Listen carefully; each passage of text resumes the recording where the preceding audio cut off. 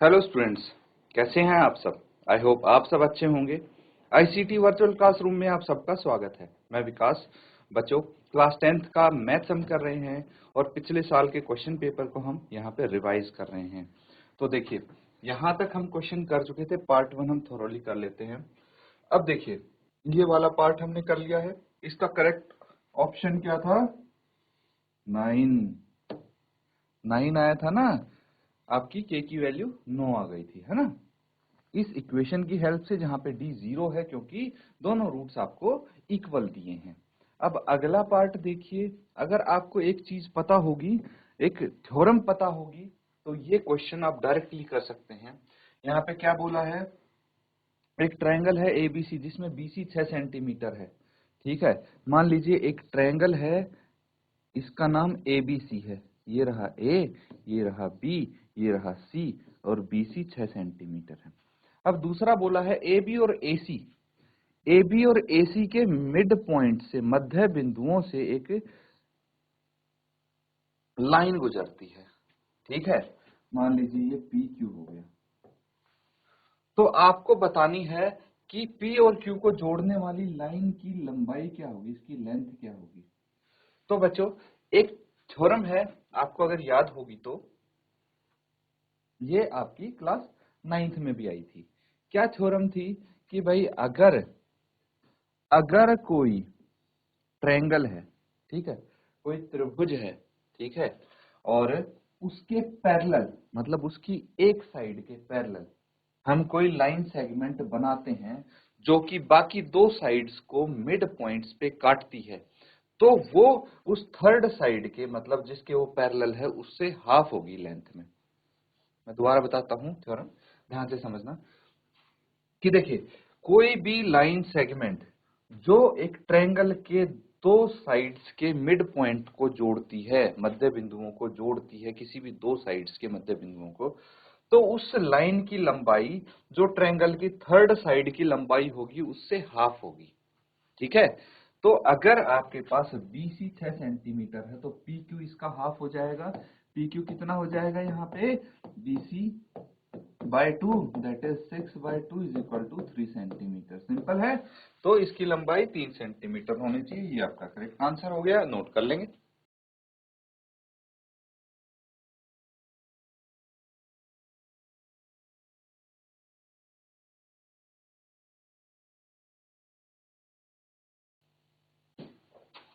Note कर लिया सबने? अगला सवाल करते हैं। देखिए, अब यहाँ पे आपको if for a given data mean and median are 12 and 15 respectively, find their mode. उनका मोड क्या होगा ये आपको बताना है। ठीक है, तो मोड कैसे निकलेगा ये आप यहाँ पे फाइंड आउट करेंगे। तो देखिए, आपको एक फॉर्मूला अगर पता है तो इजीली आप बता सकते हैं। फॉर्मूला क्या होगा ये देखिए, अगर हमें मोड चाहिए, मोड निकालना है ना, तो मोड होता है 3 median, 3 into median minus 2 into mean. ये इसका फॉर्मूला होता है। यहाँ पे वैल्यूज रखेंगे तो 3 इंटू मीडियन कितना है, मीडियन आपको बोला है, देखिए मीन 12 है, मीडियन 15 है, तो 3 इंटू 15 माइनस 2 इंटू 12 कितना आ जाएगा ये आ जाएगा 15 या 45 माइनस 12 इंटू 2 24, ये आ गया 21। ठीक है, 21 आपको कहीं पे दिखेगा, ये फर्स्ट पार्ट इसका सही होगा। तो देखिए, हमने कितना विद इन 2 to 3 सेकेंड इसका आंसर निकल जाएगा। लेकिन आपको ये इनका रिलेशन पता होना चाहिए, मीन मीडियन मोड का रिलेशन। या फिर यहाँ पे कुछ बेसिक क्वेश्चन आपसे पूछ लिया जाएगा जिसमें 5 से 10 सेकंड लगे, बहुत ज्यादा समय नहीं लगेगा, सिर्फ आपका कॉन्सेप्ट यूज होता है। तो इसीलिए आपके कॉन्सेप्ट स्ट्रांग होंगे तो ये सारे ऑप्शंस वाले क्वेश्चन, मल्टीपल चॉइस वाले क्वेश्चन आप इजीली कर पाएंगे। ठीक है, तो इसको नोट डाउन कर लीजिए। फिर हम अगला पोर्शन जो है, क्वेश्चन नंबर सेकंड से लेके 9 तक, ये वाला सर्च करते हैं और देखते हैं कि किस किस टाइप के क्वेश्चंस इनमें आएंगे, और कुछ इनमें से हम सॉल्व भी कर लेंगे।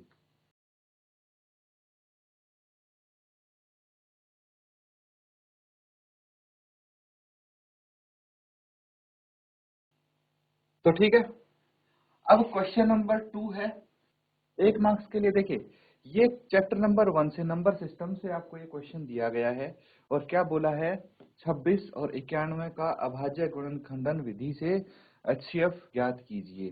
तो बहुत सरल क्वेश्चन है, सिंपल, यहीं पे हो जाएगा, ये छोटा सा क्वेश्चन है। तो आपको 26 दिया है ना, 2 से करेंगे 13 आ जाएगा, है ना। 91 दिया है तो 7 से यहाँ पे करेंगे 13 आ जाएगा। तो 26 के फैक्टर्स क्या हैं, 2 इंटू 13, है ना।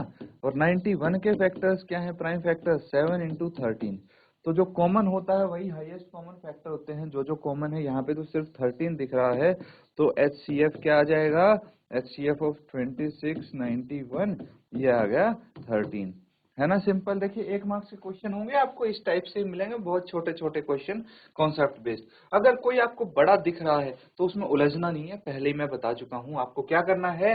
अगर कोई आपको लगता है क्वेश्चन टाइम टेकिंग है या जिसमें कंफ्यूज हो रहे हैं, उसको छोड़ते हुए चलें, या फिर आप पीछे शुरू कर लें, 5 मार्क्स के क्वेश्चन से शुरू कर लें और वहां पे जो इजी इजी छोटे छोटे क्वेश्चंस दिख रहे हैं उनको फटाफट सॉल्व करना शुरू करें, फिर 4 मार्क्स के, फिर 3 मार्क्स के। इस तरह से आपका टाइम मैनेजमेंट अच्छा हो जाएगा। आपको देखिए, सारे क्वेश्चन सॉल्व करने हैं, उसके लिए सबसे बड़ी चीज क्या करनी पड़ेगी, टाइम मैनेजमेंट। क्वेश्चन पेपर में बहुत जरूरी है टाइम मैनेजमेंट, इस पे आप हमेशा ध्यान रखेंगे बच्चों।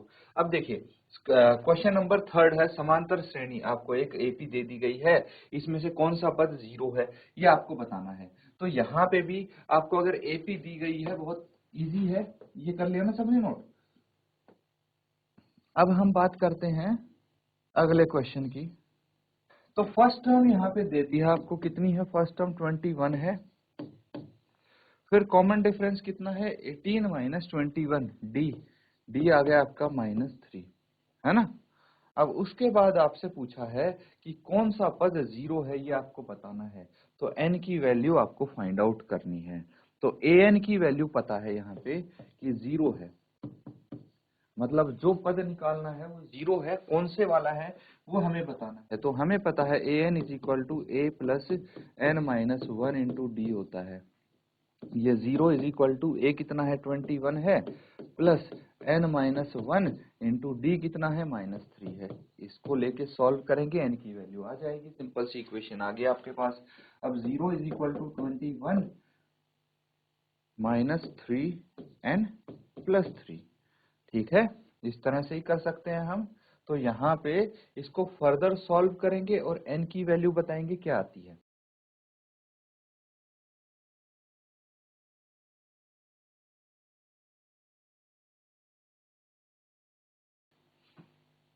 ठीक है, आ गई वैल्यू आपकी। 0 is equal to 24 minus 3n, यही तो करेंगे, इसको और इसको ऐड कर दिया हमने। और क्या करेंगे, अब 3n को, -3n को इधर लेके आएंगे तो plus 3n is equal to 24, तो n इज इक्वल टू 8 आ गया। तो 8वां पद इसका 0 होगा, पता लग गया। अब देखिए, बहुत बड़ा वो नहीं था यहाँ पे नंबर, आप अगर एमसीक्यू में आता डायरेक्ट भी आप निकाल सकते थे, ठीक है। तो थर्ड टर्म क्या है, 15th है इसका, फोर्थ टर्म कितना होगा 12th, फिफ्थ टर्म कितना होगा 9th, सिक्स टर्म कितना होगा 6, सेवन टर्म 3 और 8 टर्म 0 हो जाएगा। फटाफट 5 सेकंड में आपका आंसर आ जाता। अगर एमसीक्यू होता तो ये इस तरह से कर सकते थे, लेकिन आपको यहाँ पे 1 मार्क्स का ये सब्जेक्टिव टाइप क्वेश्चन दिया गया है, तो सॉल्व करके दिखाना है, फॉर्मूला भी यूज करना है आपको। तो इस तरह से आप, सही तरीका होगा इसको सॉल्व करें।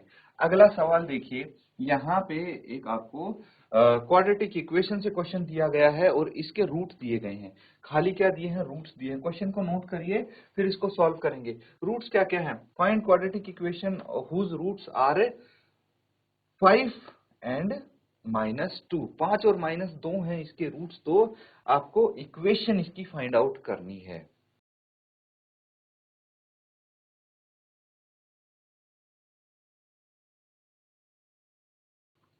कर लिया सबने, चलिए अब रूट्स देख लीजिए। 5 एंड -2 है, तो रूट्स 5 -2 है।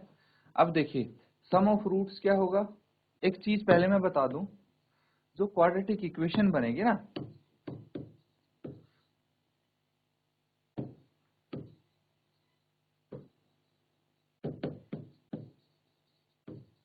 इक्वेशन ये क्या होगी, इसको देख लेते हैं।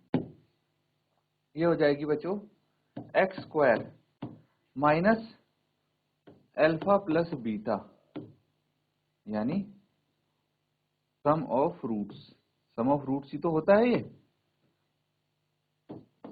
प्लस अल्फा बीटा प्रोडक्ट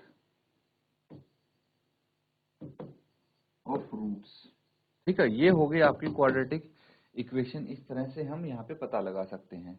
अब अल्फा प्लस बीटा क्या होगा, अगर अल्फा मान लीजिए आपके पास 5 है, बीटा इज इक्वल टू -2 है, तो अल्फा प्लस बीटा क्या हो जाएगा, ये हो जाएगा 5 - 2, है ना। तो कितना आ गया, 3 आ जाएगा। ये 5 - 2 3 आ गया। और अगर आपके पास अल्फा इंटू बीटा निकालना है तो 5 इंटू -2 -10 आ गया। तो क्या हो जाएगा यहाँ पे, ये आ जाएगा एक्स स्क्वायर -3x और ये -10 इक्वल्स टू 0। क्वाड्रेटिक इक्वेशन आ गई। समझ में आ रहा है, ये चीज आपको पता होनी चाहिए। आप इजीली इसको सॉल्व कर सकते हैं, नोट डाउन कर लेंगे।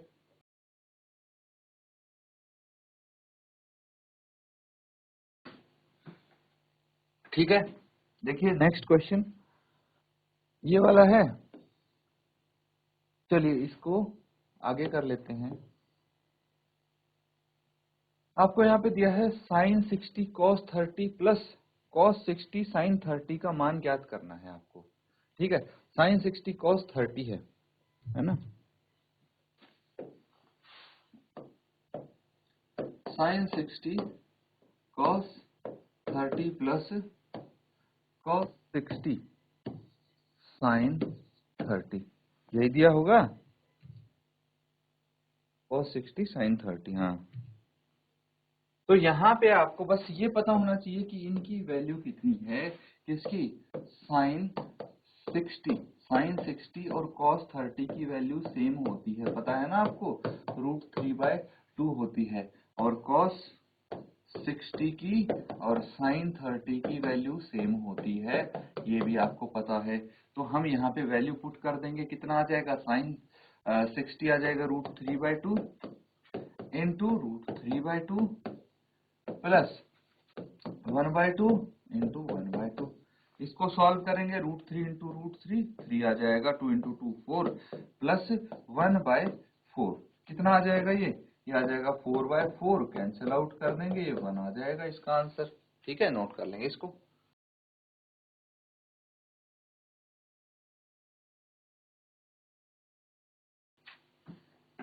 ठीक है, चलिए अगला सवाल देखेंगे अब। The ratio in which y axis divides the line segment joining the point 5 - 6 and -4 -1 -4 is k/1। Find the value of k। ये कोऑर्डिनेट ज्योमेट्री का क्वेश्चन है बच्चों। यहाँ पे बोला है कि एक अनुपात है जिसमें जो आपकी y एक्सिस है वो एक लाइन सेगमेंट को डिवाइड करती है k/1 में, k अनुपात 1 में। अब कौन से पॉइंट से ज्वाइन करती है, 5 - 6, x ये 5 है, ये -6 है। ठीक है, मान लीजिए यहाँ पे हम बोल सकते हैं 5 - 6 और दूसरा पॉइंट क्या है, -1 -4। तो -1 -4 यहाँ कहीं हो सकता है, -1 -4 मान लीजिए यहाँ पे है कहीं पॉइंट। ठीक है, तो ये जो है ये आपको यहाँ पे एक पॉइंट है P जो इसको k/1 में डिवाइड करता है। ठीक है, समझ में आ रहा है। तो आपको क्या बताना है, रेशियो जिसमें करता है, k की वैल्यू फाइंड आउट करनी है। ठीक है, ये वाला क्या है, तो आपको अनुपात का पता लग जाएगा किस अनुपात में ये पॉइंट डिवाइड करता है। अब एक चीज समझना कि जो ये पॉइंट है ये y एक्सिस पे है, किस पे है, y एक्सिस पे है। और अगर y एक्सिस पे है तो x 0 होगा, है ना, x is equal to 0 on y axis, ये पता है ना, on y axis x is equal to 0। और एक्स एक्सिस पे y 0 होता है। क्यों? क्योंकि y एक्सिस पे अगर देखेंगे तो x एक्सिस की तरफ हम चलेंगे ही नहीं, तो y एक्सिस पे कोई भी पॉइंट होता है वहां पे x आपका 0 होगा उसके कोऑर्डिनेट्स। ठीक है, तो इसको हम इजीली सॉल्व कर सकते हैं। यहाँ पे सेक्शन फॉर्मूला लगेगा, ये चीज आप ध्यान रखना। तो 2 पॉइंट्स लिख लेते हैं। पहले क्या है, 5 - 6 एंड -1 - 4। 5 - 6 एंड -1 - 4, रेशियो है k/1। ठीक है, और जिस पॉइंट P पे ये कट रहा है तो 0 y हो जाएगा। ठीक है, तो अब हमें सेक्शन फॉर्मूला लगाना है। सेक्शन फॉर्मूला ये याद होना चाहिए बच्चों आपको। सेक्शन फॉर्मूला होता है x = m1x2 plus m2x1 bye m1 plus m2। ठीक है, इससे वैल्यूज पुट कीजिए। वैल्यू पुट तो इजीली कर सकते हैं बच्चों। आप क्या करना है, देखिए हेयर जो x है, x क्या है बच्चों, यहाँ ये ऐसे है ना, कुछ पॉइंट हमने यहाँ पे रखा था, तो ये ठीक है, तो ये क्या है, इसके कोऑर्डिनेट हैं x। इसी तरह हम y भी रख सकते हैं। y कोऑर्डिनेट निकालना है तो m1 y2 plus m2 y1 bye m1 plus m2। और जो ये x और y है, ये इस पॉइंट P के कोऑर्डिनेट हैं। x y क्या है, पॉइंट P के कोऑर्डिनेट्स हैं। ठीक है, ये कॉन्सेप्ट मैं आपको समझा रहा हूं, बस ये आपको आता है हालांकि, लेकिन एक बार रिवाइज हो जाएगा इसलिए मैं बता रहा हूं। अब यहाँ पे मान लीजिए ये है A, ये है B, ये दोनों कोई पॉइंट हैं A और B। ठीक है, तो इस लाइन सेगमेंट जो ए बी को ज्वाइन कर रही है, इसको वाई एक्सिस काट रहा है पॉइंट पी पे, जो कि एक्स और वाई है। यहाँ पे एक्स 0 हो जाएगा, एक्स 0 हो जाएगा क्योंकि ये वाई एक्सिस पे है, तो एक्स क्या है, 0 हो जाएगा। x1 कितना है, ये रहा x1 जो कि 5 है। x2 कितना है, ये रहा x2 जो कि -1 है। इतना काफी है। हम यहाँ पे ये वाला लेंगे, सेक्शन फॉर्मूला अप्लाई करेंगे, और यहाँ पे आपको m1 m2 पता है, m1 = k, m2 = 1। बस यहाँ पे x यानी 0 = m1 यानी k, ठीक है, इंटू x2 क्या है, -1 प्लस 1 × 5 अपॉन k प्लस 1। ठीक है, तो यहाँ पे हमने m1 की जगह क्या रखा है, k रखा है, m2 की जगह क्या रखा है, 1 रखा है, x2 की जगह -1 और x1 की जगह 5 रखा है। अब देखिए k प्लस 1 को उधर लेके जाएंगे, कितना आ जाएगा, यहाँ पे इसको सॉल्व कर देते हैं। k प्लस 1 को लेफ्ट हैंड साइड लेके जाइए, क्रॉस मल्टीप्लीकेशन में 0 हो जाएगा, is equal to -k plus 5। k को लेफ्ट साइड लेके जाइए, k इज इक्वल टू 5, तो k की वैल्यू 5 आ गई। यही निकालनी थी हमें, नोट कर लेंगे। ठीक है, यहाँ पे ये भी लिखने की जरूरत नहीं है, मैंने एडिशनल बताया है आपको कि यहाँ पे अगर y एक्सिस और x एक्सिस निकालते हैं तो कैसे निकालते हैं, यूजिंग सेक्शन फॉर्मूला, ये आपको पता होना चाहिए। नोट कर लेंगे इसको।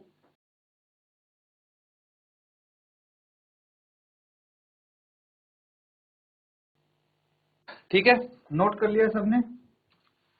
चलिए अब देखिए, ये है ट्रिग्नोमेट्री से एक क्वेश्चन आपके सामने, और यहां पे आपको प्रूफ करना है sec a plus tan a। sec a plus tan a ये क्या होगा, into 1 minus sine a is equal to cos a। तो आप लेफ्ट हैंड साइड ले लेंगे, इसको राइट हैंड साइड के इक्वल प्रूव कर देंगे। ठीक है, तो sec a plus tan a, sec a plus tan a minus into 1 minus sine a, ये है ना,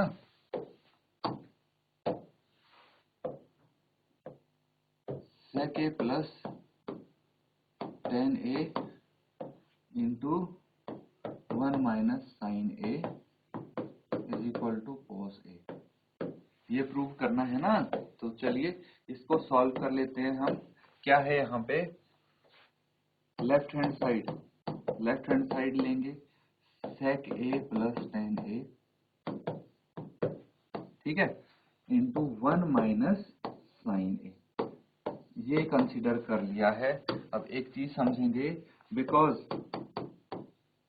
sec a is equal to 1 by cos a होता है and tan a is equal to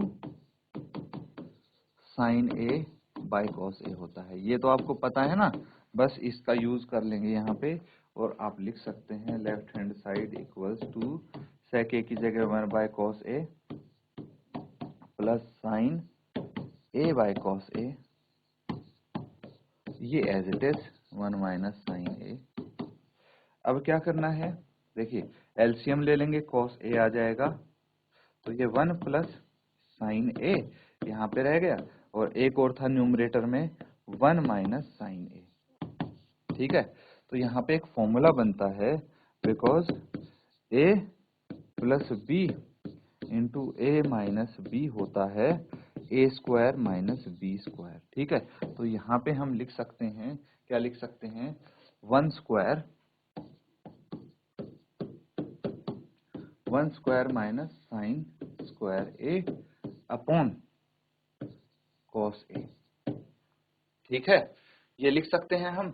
तो हमें पता है because cos square A is equal to 1 minus sine square A, ये पता है ना।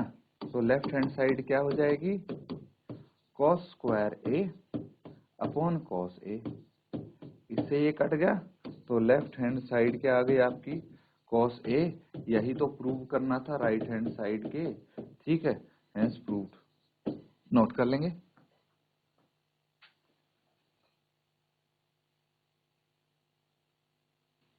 चलिए अब अगला सवाल करते हैं, 8वां क्वेश्चन नंबर 8 है आपके पास कि determine the area of sector of circle with radius 21 centimetre if angle of sector is 60 degree.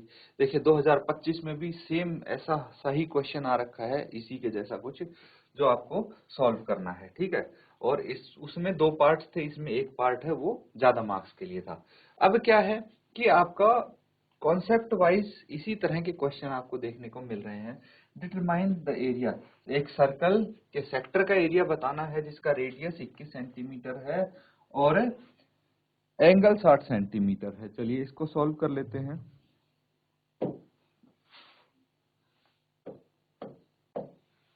तो एक सर्कल है 60 डिग्री है और 21 सेंटीमीटर इसका रेडियस है, तो इस सेक्टर का एरिया बताना है। तो आप लिखेंगे radius is equal to 21 centimetre. ठीक है, एंगल यही दिया है ना, एक बार चेक कर लेते हैं। तो यहाँ पे एंगल ऑफ सेक्टर 60 है और रेडियस 21 है। एंगल ऑफ सेक्टर, इसको हम थीटा से रिप्रेजेंट करते हैं, ये 60 डिग्री है, रेडियस को हम आर से रिप्रेजेंट करते हैं। एरिया ऑफ अ सेक्टर ये पता होना चाहिए बच्चों आपको, तब आप निकाल सकते हैं theta by 360 into pi r square. जो एरिया ऑफ सर्कल होता है उसको थीटा बाय 360 से मल्टीप्लाई करना है, बस इतना है। ये 60 बाय 360 इंटू 22/7, ये है 21 का स्क्वायर। बस यहाँ पे सॉल्व करना है, इसको तो 6 पे जाएगा, 1/6 इंटू 22/7 इंटू 21 इंटू 21, बस कैंसिल आउट कर देंगे। ये कितना आ जाएगा, 7 या 21, 3 2 जा 6, 2 11 जा तो 11, और इसको 21 को मल्टीप्लाई करना है, 21 इंटू 1 21, 2 बच गया, 21 इंटू 21 2 23, 231 सेंटीमीटर स्क्वायर एरिया आ गया सेक्टर का। तो आप क्लोजिंग स्टेटमेंट भी लिख देंगे, therefore area of a sector is 231 centimetre square. Note कर लेंगे इसको।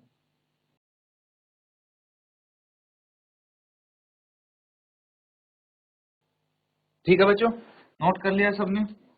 अब देखिए 1 मार्क्स वाला ये लास्ट क्वेश्चन आपके पास बचा है। इसमें क्या है, प्रोबेबिलिटी ऑफ ई नोट आपको निकालनी है। प्रोबेबिलिटी ऑफ ई नोट क्या होती है, प्रोबेबिलिटी ऑफ ई नोट क्या होती है, 1 माइनस प्रोबेबिलिटी ऑफ इवेंट, यही तो होती है। तो 1 माइनस प्रोबेबिलिटी ऑफ इवेंट कितनी है? 0.05, 0.05। इसको सॉल्व करेंगे तो कितना आ जाएगा? 0.95 आ जाएगा। ये आपका आंसर होगा। देखिए बड़े सिंपल से क्वेश्चन हैं आपके 1 मार्क्स में, तो इनको इजीली आप अटेम्प्ट कर सकते हैं। अब देखिए 2 मार्क्स का है, ये आपका HCF आपको गिवन है, HCF LCM और दो नंबर्स का जो क्या होता है, HCF into LCM is equal to product of two numbers, उस फॉर्मूले को यूज करके इसका भी आंसर आ जाएगा। क्या बताना है आपको? अगर HCF इस नंबर का और इस नंबर का ये है तो LCM बताइए, पिछले साल भी आया था। ये प्रूव करना है 3√2 एक इरेशनल नंबर है, ये भी आपका हॉट्स में चलता है ये क्वेश्चन क्लास 10th में, और ये काफी इंपॉर्टेंट है ना, ये भी आने के काफी चांसेस है। तो इस तरह से आप ये कर सकते हैं। देखिए एपी का क्वेश्चन फिर से आ गया, तो इस तरह से आप देखेंगे तो लगभग आपको क्वेश्चंस काफी सारे रिपीट होते हुए लगेंगे। तो इनको ज्यादा से ज्यादा प्रैक्टिस कीजिए, प्रीवियस ईयर्स क्वेश्चन, फिर मॉडल पेपर्स, तो आपको बहुत बेनिफिट मिलेगा बच्चों। इनको कंटिन्यूअसली आप रिवाइज करते रहिए। इसी के साथ आज का सेशन यहाँ पे एंड करते हैं। Thank you and have a nice day.